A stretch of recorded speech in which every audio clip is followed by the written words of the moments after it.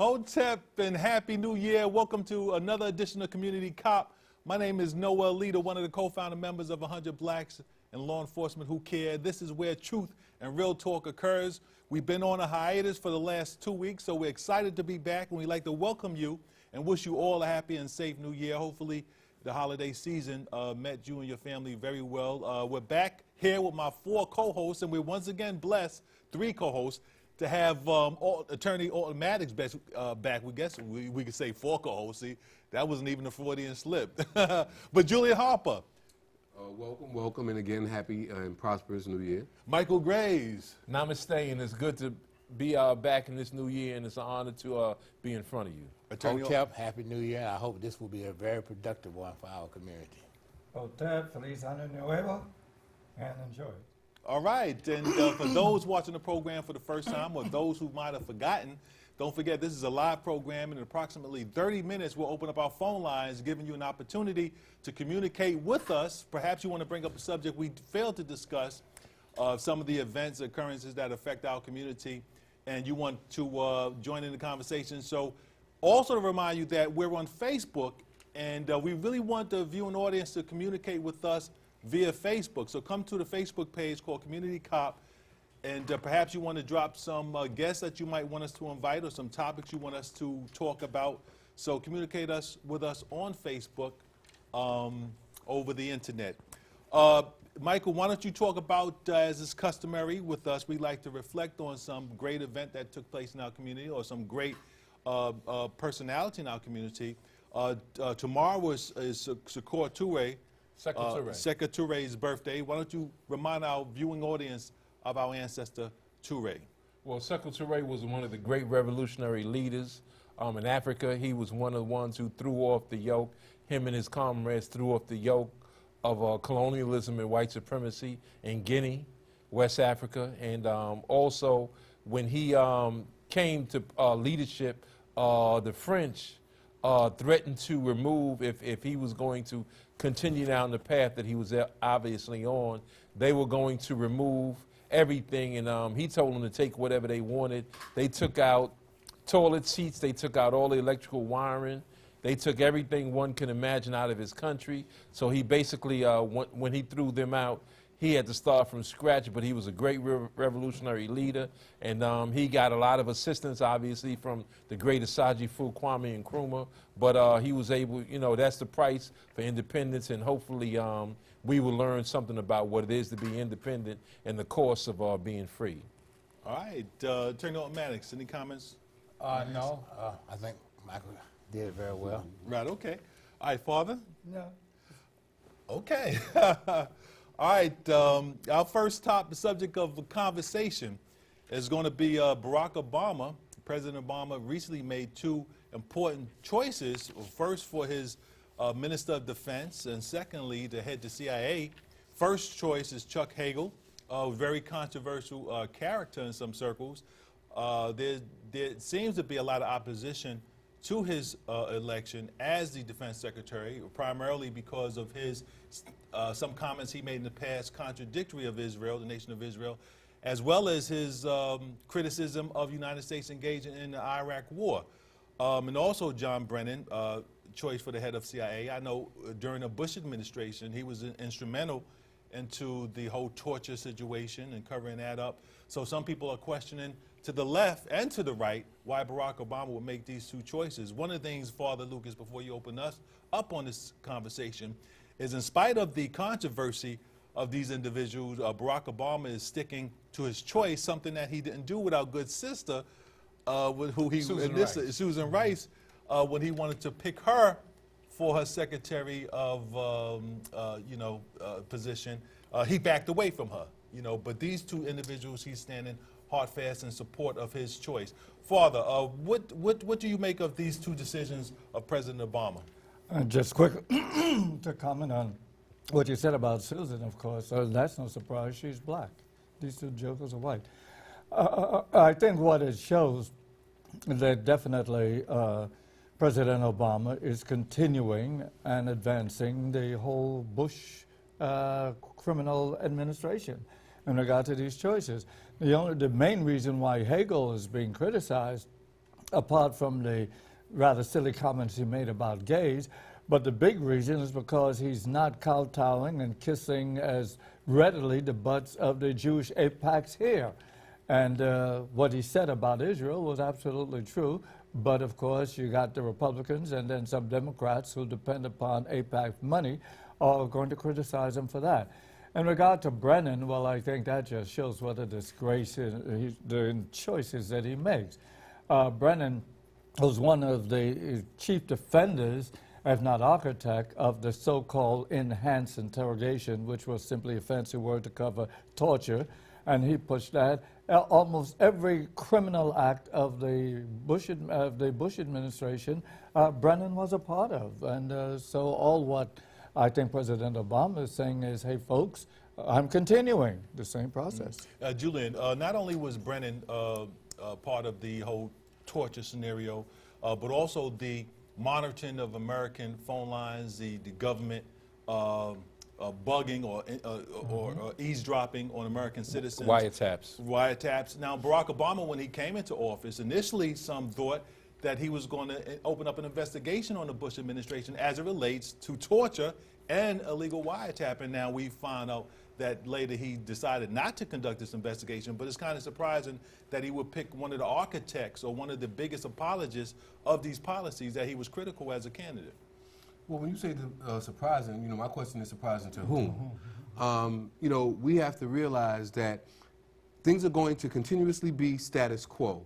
They are in the business of making sure, and when I say they, I'm talking about government and who really controls the government, are in the business of making sure that big business and everybody who has a need and an opportunity to benefit from these particular people being in office, being either the Secretary of State, as you talked about earlier, and we talked about the Secretary of, as Father Lucas so quaintly puts it, Secretary of War, and the CIA Director, they are going to continuously allow the people who have the goals of the people who are in control to hold these positions. So I'm not surprised.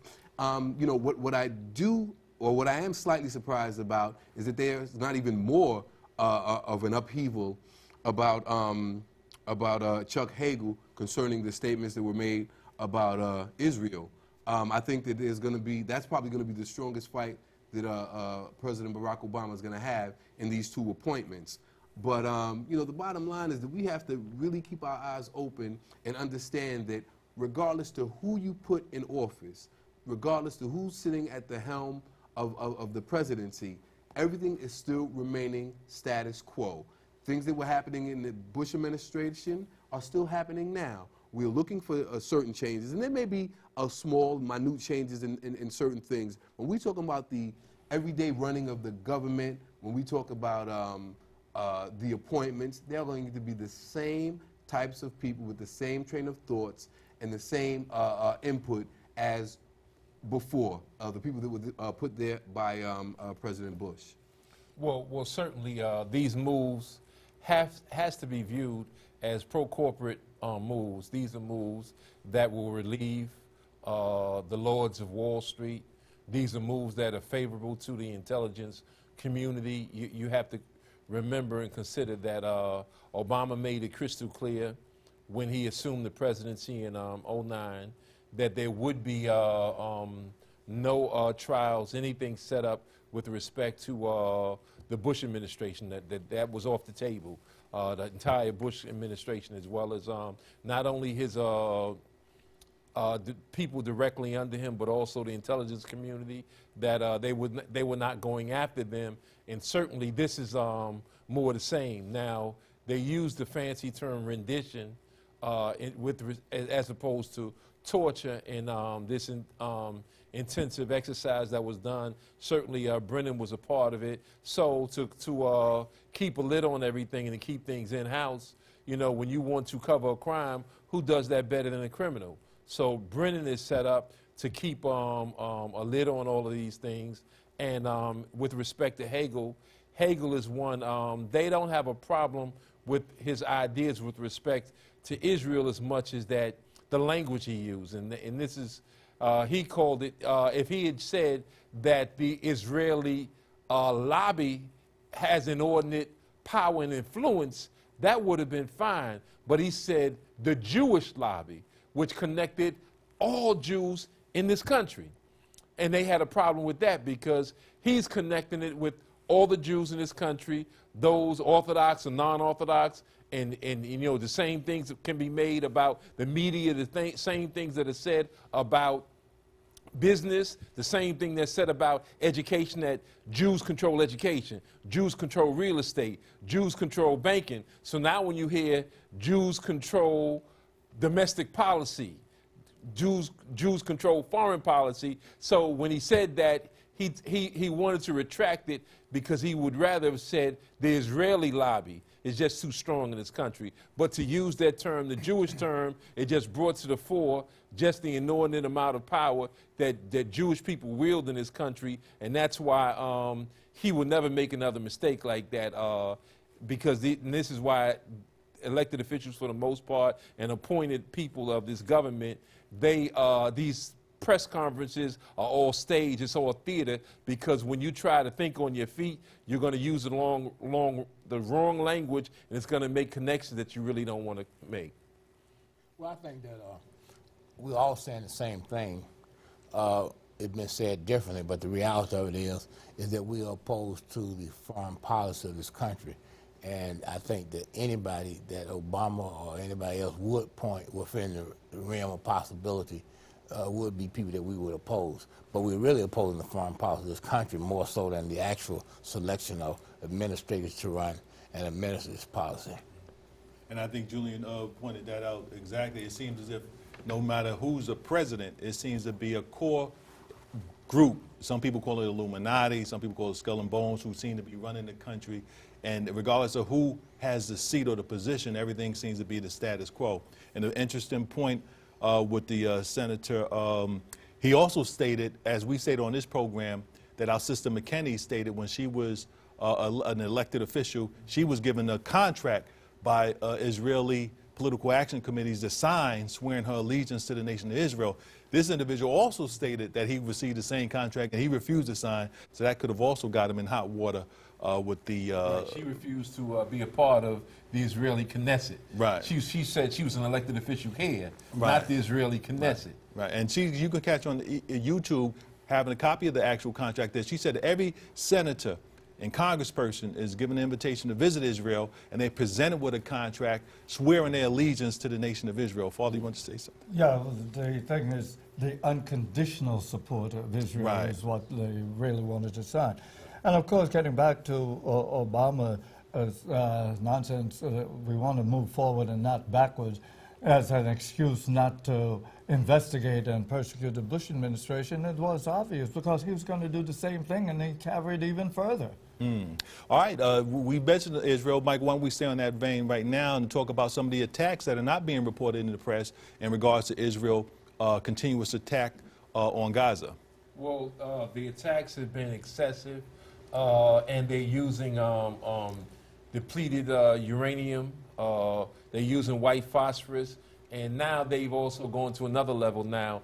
They are incarcerating political prisoners at such a high rate that even Amnesty International stepped in a few weeks ago and even said that this is just above and beyond what anything they've seen. The amount of people that are being arrested for no apparent reason.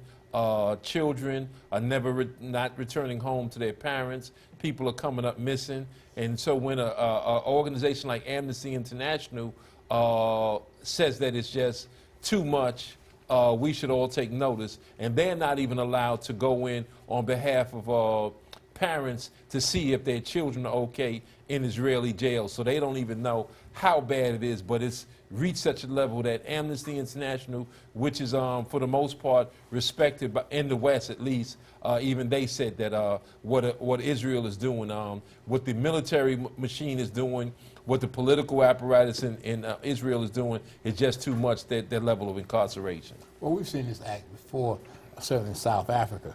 And, I think we have to call it for what it is, and we have to fight and oppose it wherever it raises its ugly head. And so this is just something that we have been constantly struggling with. And we're also facing it right here in the United States ourselves. So, this is something that we just have to take note of that has an international flavor. Like Michael stated, when you talk about the ridiculous incarceration rates in this country, it's preposterous. Staying in that, Father, I'm sorry. Well, just add to what Alton just said, 86 of those incarcerated, 160 in Guantanamo, have been ruled by the U.S. owned commission that they should be released, and they're still there. And this was done over a year ago. Wait a minute, Gitmo's not closed. Didn't Obama say he was going to? Oh, okay. Well, all right. But staying on the actions of New York City Police Department, Julian, it was recently announced that a judge, I think it was a Bronx judge, put a stay on NYPD stops, question and frisk, or the NYPD stop practice of the New York City Police Department, the illegal stops, I should state. This has been something our organization has been critical of. Although we support stop, question, and frisk, we don't support illegal stop, question, and frisk. Julian, why don't you comment on this judge really strong comment and criticism of New York City Police Department policy and practices as it relates to illegal stop, question, and frisk? Yeah, well, basically what she's saying is that because there's stop, question, and frisk that occur in the public, and there's sometimes it stops or it occurs on private property. And what was happening is that people who are private homeowners in the Bronx were filling out a form which allows the police department to come into their building and do maybe what we call a canvass of the building, to go up and down the building and the stairs and see if someone was in the building. And they would stop these people, and if they couldn't articulate why they were in the building, they would arrest them. But what the judge is saying is basically, even for the police officer to have a reason to stop that person, they have to have reasonable suspicion to just make that particular stop. So what happens is, just because somebody is in a building, that doesn't mean that they were there or that the police officer had reasonable suspicion to stop them. And that's what these police officers were doing, and not even checking to find out if the person lives in the building, if they know someone in the building, or not even live, but if they knew someone in the building, or they had a justifiable reason to be there. So this judge said that the police department, New York City Police Department, was violating the Constitution by not using reasonable suspicion to base their stops on, and that's why she put an immediate stop to that practice. And the outrageousness about this is police officers know this. You know, I don't profess to be a legal expert or Maddox. One of the components of criminal trespass is you have to unlawfully enter and remain, meaning that your entry into the building has to be unlawful. So even if I go into a building and assume that a friend of mine lives there and it's the wrong building, and the cops roll up behind me and say, "What are you doing here?" And I say, "I thought somebody I knew lived here," that's not reasonable for a criminal trespass. But the police department knows this, the DAs know this. Finally, we have a judge who admitted. What are your analysis of the willingness of the police department to just outright violate law? Well, you know, this problem really goes back to 1962. In the case of Mapp versus Ohio, the U.S. Supreme Court for the first time said that the Fourth Amendment was applicable to the states. And so, therefore, there could be judicial review by the federal courts of actions by state law enforcement agents. And so 2 years after that, you have under Article 140 of the Criminal Procedure Law, the arrest or the stopping of people without probable cause without a warrant. And so what New York basically did then, and which hasn't really been challenged ever since, was to carve out an exception to the Fourth Amendment. The real question here is whether there's going to be an absolute obedience to the First Amendment, to the Fourth Amendment, which says nothing about reasonable suspicion. There's reasonable suspicion nowhere in the Constitution, and yet most of these decisions now give police officers right on reasonable suspicion to do what they're doing. Now, in 1967, you had a case called Terry versus Ohio. And basically, in that case, the Supreme Court came around to some extent to what New York was doing under its state laws. But the New York law is a lot more expansive than the Supreme Court decision, which I disagree with.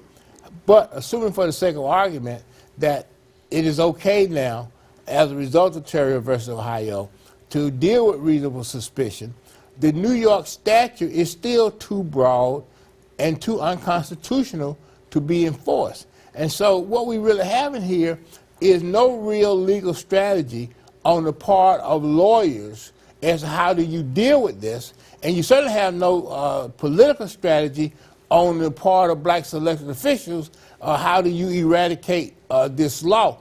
And so until people go back to the drawing board and really deal with this issue, you're going to always have these patternized and lopsided decisions that we are seeing now, and it's causing a lot of problems. And when you got 700,000 people being arrested illegally a year, and some of those are in the wrongful convictions, I think that our community need to call an emergency session among itself to try to deal with this problem, because if we keep thinking that other people are going to solve our problems, and we keep thinking that our problems can be solved without putting up any money on our behalf to solve them, I mean, then we're in la-la land. You know, two very interesting things came up in regard to this. They began doing this heavily in the Manhattanville projects over here in Harlem. And in fact, one lady went out to empty the garbage and was challenged because she didn't have an ID with her. It shows you how ridiculous they can be. And then thanks to Robert Johnson, who said he was no longer going to prosecute these things. And that brought it, and actually this judge was not a Bronx judge, she was a federal judge who said, this is stop now. And one of the things we have to remember, what Father Lucas just said, now you're talking about in public housing development. This decision this judge made was based solely on private residents. But now she has two other cases, or either three other cases before her, so those may address the public housing issue, but this is just specifically dealing with private residents. And talking about arrests or incarceration, recently 2 elected officials were sentenced. Larry Seabrook was sentenced to 5 years, and State Senator Hiram Monserrat was sentenced to 2 years. This is while Allen Hevesy was released after only serving months of his prison sentence. I want to see how much of their time they're going to have to serve. Father, we'll start with you. What are your, 2 more elected officials in our community arrested? Yeah, well, And convicted and sentenced. not that Larry Seabrooks did too much for us at the city council, especially when he was in charge of Civil public rights. But at the same time, the unfairness of this is rather obvious, and I'm sure it's not because of what he looks like. And then nobody has begun to ask again what happened to Christine Quinn's slush fund. That just went out the window, and so we have different ways of law enforcement here. Well, the thing that I really find all of this, and I think we have to be very honest about this, is that we got a municipal election coming up this year, and we have nobody talking about running who is accountable to our community. Now, the notion that a William Thompson may be running has nothing to do with our community, and we saw that 4 years ago when his wife was caught taking money from Bloomberg, while he was, on the other hand, supposedly challenging him. And so I think that what is going to be most important in our community in the next 2 or 3 months is for us to have a black political convention and realize that black people alone in this city constitute the largest voting bloc in this city. Everybody know that but us. John Liu came out the other day and made some comments about Central Park 7. He knows it. Other politicians are running for office, they know it. We're the one that's sitting here with a Trump card and are not using it. And that's the sad commentary on our community. When you start talking about the duplicity, as Father Lucas brought up, in the justice system, when it talks about dealing with these elected officials, we all know that there is major malfeasance in politics.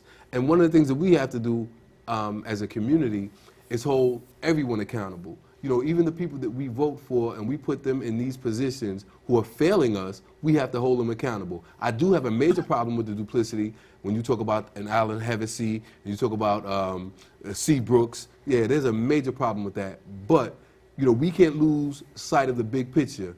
These elected officials are doing absolutely nothing to benefit our community. We have to hold them accountable. We have to use our votes in a way that it's going to benefit us collectively. And as of to now, these elected officials continuously fail us. It's surprising that we mentioned the mayoral race. It was just announced that Pastor A.R. Bernard from the Christian Cultural Center in Brooklyn is being recruited by the Republican Party to run as a Republican to challenge the Democrats. Michael, we start with you. We know that you're a deacon in that church. Or did you? Deacon Grace. No, I'm just kidding. Michael, what do you make of A.R. Bernard himself saying that he is considering throwing his hat in the race? Well, certainly, just for the heads of the Republican Party to even come to him and ask him to consider running only means that there's a prior relationship, because I don't think that they knocked on anybody from 100 Blacks in law enforcement door to ask them would they run for the mayorship from the Republican platform. So obviously that he's had a long history with Pataki, Bloomberg, Giuliani, among others, and certainly that relationship translates into they obviously they don't have anyone right now of note, no rising stars in the Republican Party locally or even nationally to any degree. So certainly an organization bereft of real leadership and of star quality anyway. Certainly, so they are going to look out and recruit, and for them to ask A.R. Bernard, there's certain things that they know about A.R. Bernard that he can be counted on, because they're not going to ask Nat Turner to protect the big house, knowing Nat Turner's history. So to ask to give at least offer the keys of the city to A.R. Bernard is in the true sense an indictment. Father? Well, why would you be surprised? A.R. Bernard has been an AK for every Republican administration that I could remember. Most utterly outrageous is his relationship with Bloomberg and Kelly. So it's not a surprise. What they've done is what the Republicans do. The only black senator now makes Clarence Thomas look like he's a genius and concerned about us. So they're going to pick people like that. I don't think he really has a ghost of a chance. For folks recognize him, Calvin Butts and Floyd Flake. You know, what's new about that? Well, I want the record to note tonight that I am demanding that a member of 100 Blacks in law enforcement who care run for the mayor of the city of New York. And I'm also pointing out that on Saturday, this Saturday at the Cotton Club, we're having a serious meeting on the part of the Freedom Party to that effect. Now, I can't say it no cleaner than that, all right? And, you know, and I say that because people don't realize this, especially seemingly here in New York. When you have a police brutality problem, it gets solved by the mayor. It happened in Washington, D.C. with Marion Barry. It happened in Atlanta with Maynard Jackson. It happened in Detroit with Coleman Young. It happened in Chicago with Harold Washington. What else are we talking about other than somebody putting his or her hat in the ring this year to run for that serious office? And given the fact that we're the largest voting bloc in this city, who in the world else should anybody be looking to? I can understand why the Republicans are looking to A.R. Bernard, because we're the largest voting bloc. It makes sense. What doesn't make sense is for us to be sitting on our noggins complaining about everything that's going on in this city and doing nothing about it. You know, it's important that we really open our eyes politically. You know, these guys are actually dividing up a pie and deciding, well, listen, we're going to try to use this group to get what we want, and we're going to utilize this group to get what we want. We're going to put this person in position to be mayor so we can control the city. And and one thing we always talk about is really about dollars and cents. Right. You know, we're talking about a 64, or is it 68 now? Something like $63 Between billion budget. 64 and 68, thank you, a lot of money, $68 billion budget. And these people are making money hand over fist. You know, when we talk about Mayor Bloomberg, he went from $4 billion to over $20 billion. Let's be clear. This is about money, power, and control. We sit there and we play with our votes like they mean absolutely nothing. Yeah, they don't mean anything to us, but they mean a lot to these folks that are running and want to control the city, the economics of the city, and the politics of this city. We have to open our eyes and really get involved. Right. And New York City is the not only the media capital of the world, the banking capital of the world, you know, Fashion real estate capital. capital of the world, banking, you know, Fashion. fashion capital. So Insurance capital. it's insurance, that's right. So I think that's something, and I noticed something in the wind after Mayor Giuliani was elected. After Mayor Dinkins was elected that first time, I noticed a change in the wind, and the white fathers of the city, you know, made their plans to say, yo, we cannot let this happen again. But real quick, before we go to our phones, you know, gun sales are up. You know, even after the Newtown shooting, who finds that surprising? And Maddox, why don't you tie that into the John White and the, you know, with the Rifle Association? Well, I will. The one thing that that has always bothered me in recent times is this conviction of John White for protecting his family, which is permitted under the New York State law. And nonetheless, the appellate division, when it wrote its decision on John White, said in the decision that John White should have first called 911. Now, the National Rifle Association, because I went down there, I spent New Year's Eve and New Year's Day in Virginia at the National Rifle Association. First of all, becoming very much acquainted with what they're doing, and after becoming acquainted with what they're doing, going back sometime this month to ask them, along with others, to support a move to eradicate this wrongful conviction of John White, which would then give us as a people, this is not just John White, give us as a people the right to defend our family. I don't know of any minister who could be opposed to that, and that is one of the things that I have done, and I think that's one of the things that's very important. And this Saturday at the Cotton Club, we're going to discuss a book that the National Rifle Association has written on this very subject of calling the police instead of using your gun to take care of yourself and your family. All right, and before, we promised to go to our phone calls. Michael, before we go to our phones, last topic we wanted to talk about is Hillary Clinton. There's been a lot of criticism on her convenient illness, which some says. Was this an excuse to evade testifying before the Senate in regards to what happened in Libya when our ambassador, as well as some soldiers, some military personnel, was killed? Well, I'll tell you, too, the way that FDR said it best when he said, nothing that happened in politics is happenstance. She was, first of all, they put Susan Rice under heavy pressure to testify before Congress. And when President Obama said the buck stops with him, and the foreign policy is run by the Secretary of State, which was Hillary Clinton, and then suddenly she had dizzy spells, what have you, some illness, which considered mild at that time, but enough to keep her at home, and then she had to be, of course, hospitalized at some point. Susan Rice's name was dragged through the mud and then systematically eliminated as a candidate for Secretary of State. And at the same time, they was dropping names like Kerry's name, Senator Kerry from Massachusetts, his name for that position. Now they're saying that he's been doing things behind the scenes for the Secretary of State.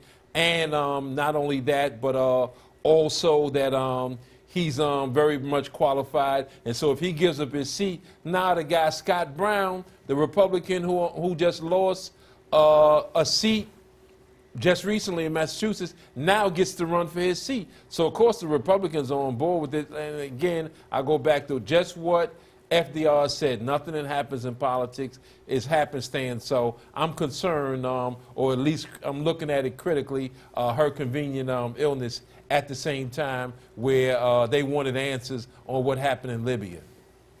You know, I take a little different look on this because I think that most folks would have realized that this was a put-up, as well as she had broken her neck, they would say it was fabricated. I'm not a doctor. I have to go on what they've said. I don't see why she would have been afraid to testify in regard to Libya, because the Republicans didn't give it really much of a damn about, except they used it as a tool against Obama's administration. In regard to the Kerry situation, it was quite clear in advance what they wanted, that they were pushing Kerry because they wanted that seat to be challenged by a Republican. And it's working out exactly the way the Republicans wanted it. Actually, the last two Democratic presidents that we had were the greatest advancers of the Republican policy than George Bush would have ever been able to get away with. They deluded us that slimy Clinton was a Democrat, Obama's a Democrat, but who has advanced the Republican agenda further than these two? All right, now it's time for us to open up our phone lines. We covered a litany of subjects and topics. Perhaps we missed something. Our first caller, welcome to Community Cop. Where you calling from? Kareem, I'm calling from Harlem. Okay, quick question or comment. Yeah, brother. I just wanted to say that I wonder why Obama is always doing everything to please white folks, but black people voted for him 90-some% in this election and the last election, and it seems as though he could never do anything for people of color. The first thing come out of his mouth is, "Oh well, we're going to do this shit for the immigration." When are you going to do something for black folks? All right. Thank you for your phone call. Thank you for your comment. I think both Michael and especially Julian always harps on the phone that while your comments about Obama may be true, but what has Congressman Rangel done for black folks? What has some of these city council people in Harlem done for black folks? I mean, our communities are being gentrificated. Home unemployment is high, police brutality is high. So we can look at Obama, and we should look at him as well. But as Julian always punches every week, I'm even tired of him saying it, but he punches home. Politics is local. Not only is Obama not doing anything for us, but we're not even getting our local elected officials to do anything for us. And these are individuals that we can vote out of office because we're predominantly in a district. We represent the majority in their districts. But next caller, welcome to Community Cop. Where you calling from? Hello. Where you calling from, caller? Hotep. Where you calling from? Harlem. I'll be quick. Want to say shout out to the crew, Veronica Kitt, Sheila Berry, Nat Woods, all you guys, Mr. Leader, Mr. Harper, Mr. Graves, Mr. Automatics, and Father Lucas. Be real quick. I want to say to the brother who just called, Obama's never going to do anything for us, and we need to stand behind Mr. Maddox and these wonderful brothers here and all of our beautiful black queens out there to perpetuate and to further this freedom party. That's what we need to be thinking about. Forget about Obama, and I respect what you said about Mr. Rangel. He's nothing, and we don't have to worry about him. He's a done deal. And my question, I got a real quick question. Father Lucas, with Mr. Seabrook, this is news to me. I didn't even know. Mr. Seabrook going to jail. What does he have to expect? And I charge you, brothers, and I charge all conscious black people, because all of us are not in this game. We are going to rise. Christine Quinn will fall. The Freedom Party is going to rise. If you need some money, let's start getting this together. We're going to rise. We charge. We have been through the dust. We are down in the dust. We can't go no further. Right. But my question to you, Mr. Father Lucas, what does that dirtbag, Mr. Seabrook, have to face now that he's on the other side? Be clear, reinstate all the matters, Hotep. Namaste. We love you, brother. And hopefully we'll see you at the Cotton Club on Saturday, brother. Absolutely. All right. I don't know what Mrs. Seabrooks is going to say, except that apparently the amount of money, but I can't prove it, the amount of money that he's required to pay $600,000, they said it's not near what he gained. I don't know if that's true or not, but you know. Folks say a lot of things without providing evidence for what they say. Right. All right. Next caller. Welcome to Community Cop. Where you calling from? Hey, fellas. How you doing? All right. Where you calling from, caller? Harlem, man. How y'all doing, man? All right. Good. Quick question or comment. Got a lot of calls. Okay. Obama is the Commander-in-Chief Executive, right? Mm-hmm. That is his title. Is that correct? Commander-in-Chief. Correct. Okay. So the thing is, I'm just tired of people saying that he ain't got no power to do nothing when he's called to certain executive orders, which it appears like he don't want to use to make things happen the way other presidents did, like FDR during the Depression and stuff, which is what's really needed now in in accordance with quote unquote helping people. So I've come to understand politicians don't work for people. It's people that have to realize they are its own government. Right. All right. Thank you for your phone call. Any comment? Well, you know, one of the things that bothers me in terms of Mr. Obama is the fact of him choosing people like Reverend Sharpton to be part of his kitchen cabinet. And you know, we have to look at beyond Obama, because you got to go to somebody before you get to Obama. And when you got to go to Al Sharpton, you know, to get to Obama, you're in real trouble. I mean, there's no question about it. And that's really what this problem is. You know, everything that he seems to think that we need, you know, it has to come through Sharpton. And as long as we as a people continue to finance that, we're going to always be in trouble. I mean, it's the same thing with New York State, with the New York State Senate. I mean, this is the whole con game going on here with the New York State Senate. And the fact that we are allowing Sharpton to get away with this, and we keep staying in the Democratic Party, is a real problem. You know, I call for all black people to be out of the Democratic Party by March 10th of this year, which is the 100th year of the transition of Harriet Tubman. She tried to tell us 100 years ago to get off the plantation. Now we stating the deadline: be off the plantation by March 10th. Right. All right. It's interesting you said that, because when you look at President Obama's administration right from the start, Ron Emanuel's, Larry Summers, Right. I mean, you knew what you were going to get. You're not surprised. So Right, yeah, Sharpton, absolutely. put him right in there. A real problem. Well, I would also say that certainly Reverend Sharpton is certainly trying to make inroads inside of the white community, because he's been given this platform by whites. He's been upheld by whites, and he's been the so-called point man for black America. But whites understand what his role is, and he has limits. He tried to get to Newtown, Connecticut, right after the shooting, because President Obama is the only black person that was allowed in there, and he obviously sympathized and gave condolences to all those families. And so Reverend Sharpton tried to do the same, was not allowed to. Consequently, he had to go to another town and give some kind of memorial, but he was not allowed to enter Newtown. But that's his goal. He wants total acceptance from whites, and he's the point man for blacks, but he wasn't able to get to Newtown, because if you go to Newtown, you're going to come out there looking like Swiss cheese, because all them guns that are there, and they ain't having it. So he got the word right away. He wasn't allowed there. And, you know, and I just want to say this, for those people who don't really understand this, you have to understand white psychology.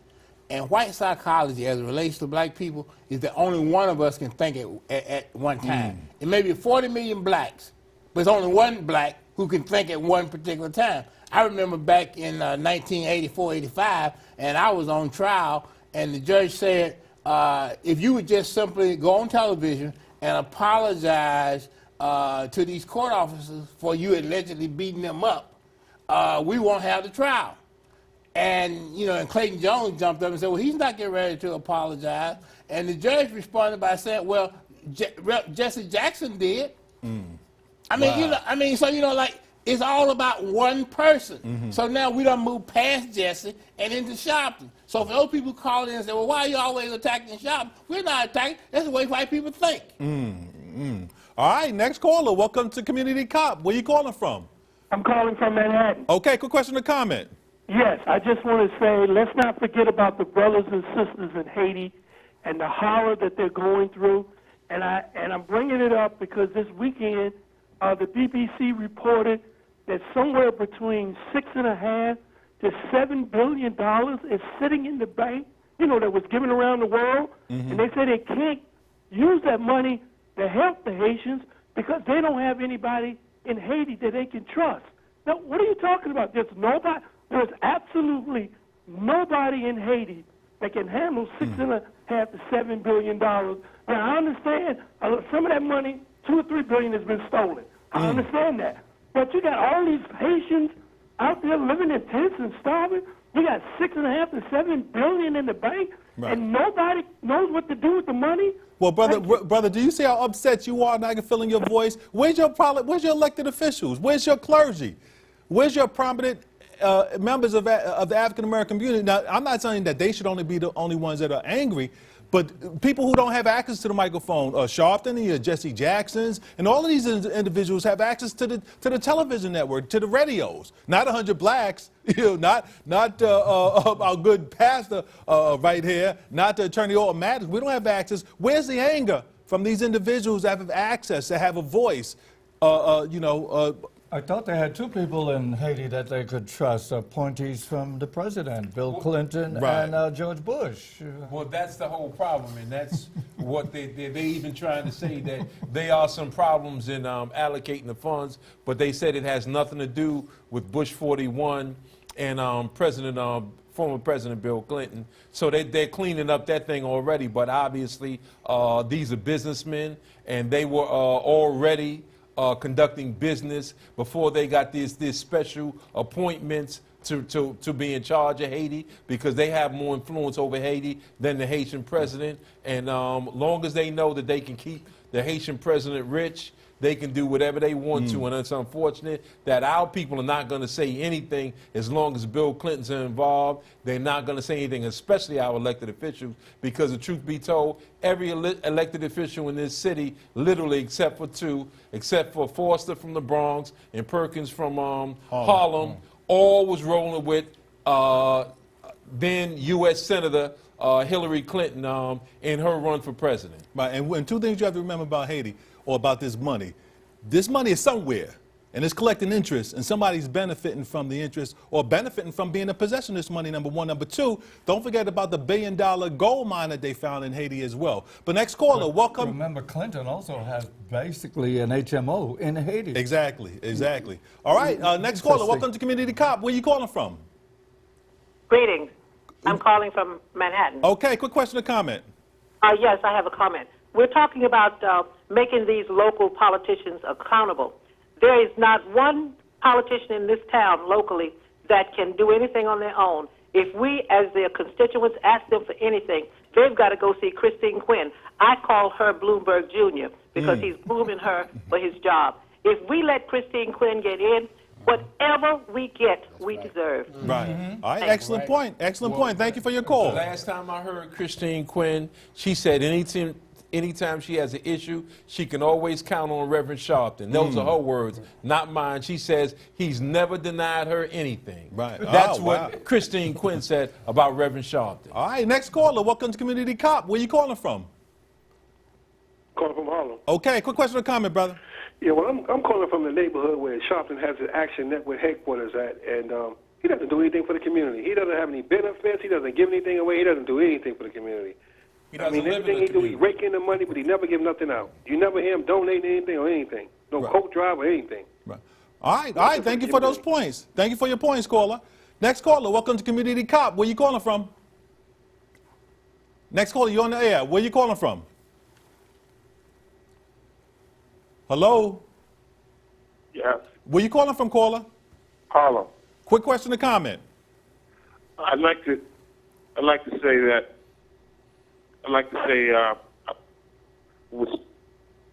under the circumstances and listening to you all, that I wanted to find out why Alton Maddox is not practicing law. He's so insightful about appellate term, federal term, and constitutional law that we need to really get behind him and make sure that he gets his bar license back again.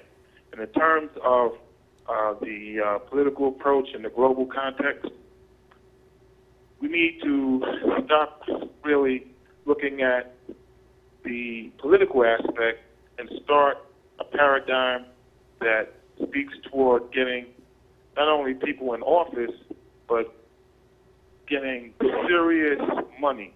Now, Saturday, I'm going to be there. Okay. I'm going to be talking about that, and I'm going to seek out Mr. Maddox. I've seen him over some years in the past, and I have some serious ways in which we can do this so that we can just stop talking and let's get busy. Okay, excellent. Thank you, brother. So we see you on Saturday at the Cotton Club. Next caller, welcome to Community Cop. Where you calling from? Harlem, USA. Okay, Harlem, quick question or comment. Yeah, I would like to see you, brother, spend an hour talking about the next candidate for mayor, talking about our congressional candidates, talking about who's going to be our next governor, and maybe even talking about who would be our next president.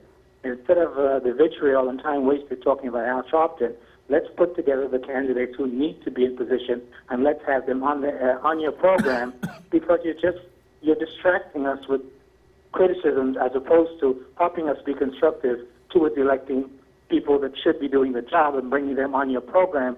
We need to have some of those candidates for mayor, for city council, for Albany on your program, so we can have intelligent conversations instead of just the backbiting that it comes across. Okay, all right, we got your point, brother. Thank you for your phone call. Just want to respond. It's not vitriol when you are pointing out that which is true. Now, if Reverend Sharpton, who, when he's on doing his show, he points out certain things about Republicans because they play this bait and switch smoke and mirrors game.